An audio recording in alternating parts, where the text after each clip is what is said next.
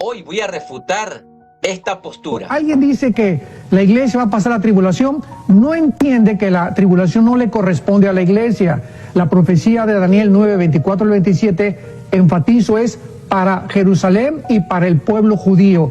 Entonces, si no podemos separar en la Biblia que Israel es una entidad y la iglesia es otra entidad, vamos a hacer un revoltijo tremendo. Entonces tenemos que entender claramente la teología sistemática para poder comprender claramente qué es lo que le corresponde a Israel, qué es lo que nos corresponde a nosotros. Esta es la razón por la cual es imposible que la iglesia atraviese la gran tribulación. Salimos antes de los 7 años y Dios comienza a tratar con Israel.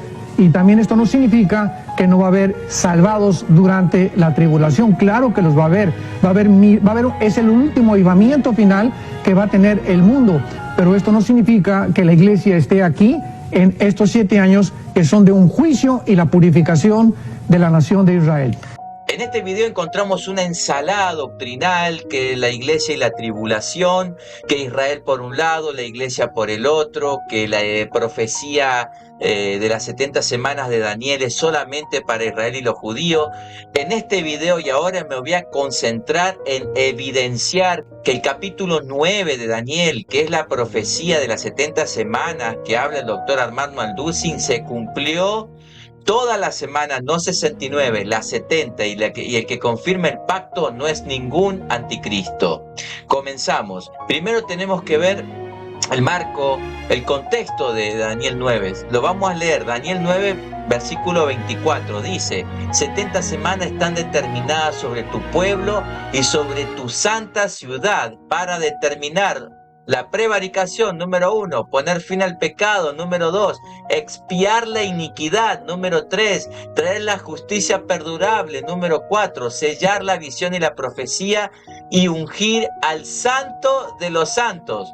Estas acciones, como les dije, de expiar la iniquidad, de poner fin al pecado, de traer justicia eterna, solo encajan en la obra redentora de Cristo y no en un anticristo. Hebreos, en el capítulo 9, versículo 26 dice: pero ahora, en la consumación de los siglos, se presentó una vez y para siempre por el sacrificio de sí mismo para quitar del medio el pecado. ¿Quién murió en la cruz? El anticristo, me van a decir. Vamos al versículo 25 de Daniel y vamos a ver qué personaje pone el mismo Daniel en la profecía. Versículo 25 dice: desde la salida de la orden para restaurar y edificar Jerusalén hasta el Mesías príncipe, habrá 7 semanas y 62 semanas. Entonces lo que va a hacer Daniel en este versículo 25 es introducir claramente al Mesías como personaje central de esta profecía. Sigamos en el versículo 26. Y después de las 62 semanas se le quitará la vida al Mesías, mas no por sí. Entonces, fíjense que es la muerte violenta, porque dice que se le quitará la vida al Mesías, mas no por sí. Es una muerte violenta, es una muerte sustitutiva y es la muerte del Mesías en la cruz. Pero yo creo que el punto, digamos, más importante, donde se crea más confusión, y no por parte de las escrituras, porque las escrituras son claras, sino de estas personas que tienen este sistema de interpretación que confunde a las personas y que traen otro tipo de interpretación que no es la que la Biblia dice. Daniel 9:27 dice: y por otra semana confirmará el pacto con muchos, y a la mitad de la semana hará cesar el sacrificio. Fíjense que el versículo 25 dice que habrá 7 semanas más 62 semanas. ¿Cuánto es 62 más 7? Son 69 semanas. Y está hablando en el versículo 25 de 69 semanas, hablando del Mesías príncipe. En el versículo 26 sigue hablando del Mesías príncipe, que se le va a quitar la vida. Y en el versículo 27 está diciendo por otra semana. Ahí está la semana 70. ¿Dónde está ese supuesto reloj profético entre el versículo 26 y el versículo 27? ¿O será que el ángel Gabriel, cuando le dijo lo que el Señor le mandó a decir a Daniel, capaz que el ángel se olvidó de decirle que entre la semana 69 y la semana 70 va a haber un paréntesis, de repente, ¿no?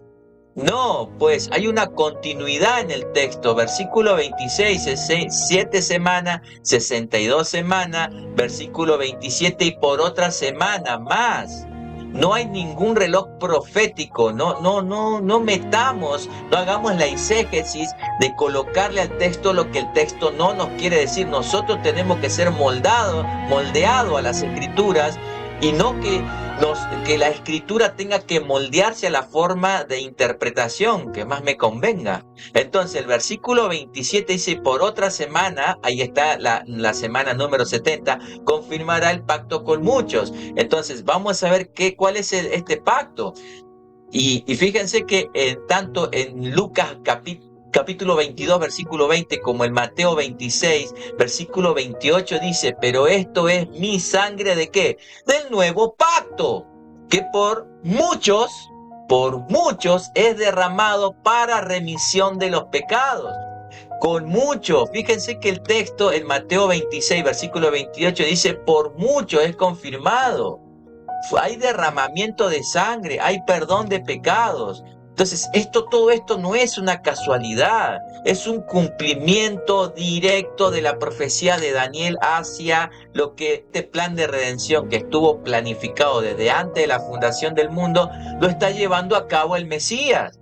Entonces, ¿qué quiere decir? A la mitad de la semana hará cesar el sacrificio. Versículo 27, y a la mitad de la semana hará cesar el sacrificio y la ofrenda. Jesús cuando muere a la mitad de esa semana, o sea, 3 años y medio de ministerio.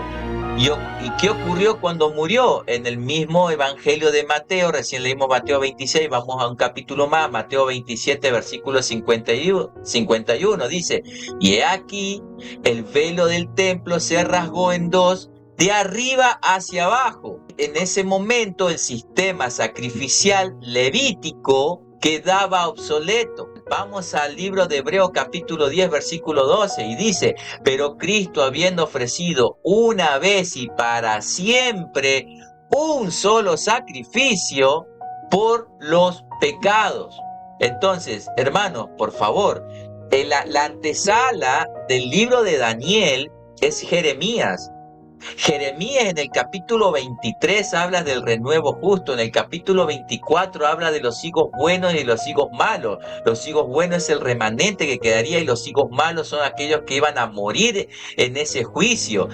Jeremías capítulo 25 en el versículo 11 habla de que iban a estar 70 años en el cautiverio y después en el versículo 29 habla de que cuando se cumpla esos 70 años Dios lo iba a visitar. Y en ese contexto Daniel está leyendo en la terraza de su casa el libro de Jeremías y orando a Dios porque ya se cumpliría esos 70 años y Dios lo vendría a visitar y saldrían de Babilonia, del cautiverio, y serían restaurados. Entonces en ese contexto viene el ángel a decirle que no van a ser restaurados ni bien salgan, sino que va a pasar un tiempo. Entonces, el libro de Jeremías no habla nunca de un anticristo, jamás, siempre habla del Mesías. El libro de Daniel jamás, nunca habla de ningún anticristo, habla del Mesías príncipe. En todo el Evangelio, en todos los 27 libros, no se habla de ningún anticristo, excepto en las epístolas de Juan, que ya lo he dicho antes, en el capítulo 2, versículo 18, versículo 22, habla de que no es un anticristo, son muchos anticristos, y los anticristos que habían, y dice Juan en ese capítulo 2, dice, hijito, ya es el último tiempo. En el primer siglo ya era el último tiempo, y en el primer siglo ya había muchos anticristos, y los anticristos son todos aquellos que niegan la deidad de Jesús. Cualquier persona que niegue a Jesús es un anticristo. La evidencia bíblica expuesta es abrumadora, innegable. No hay tal cosa como una separación del Estado de Israel con la iglesia, y lo acabamos de ver. Esto es un tema para otro video. pero la profecía del capítulo 9, del versículo 24 al 27 del libro de Daniel, las profecías de las 70 semanas ya están cumplidas en la persona del Mesías príncipe, nuestro amado Dios, único y suficiente Salvador Jesucristo. Por lo tanto, esta posición queda totalmente refutada.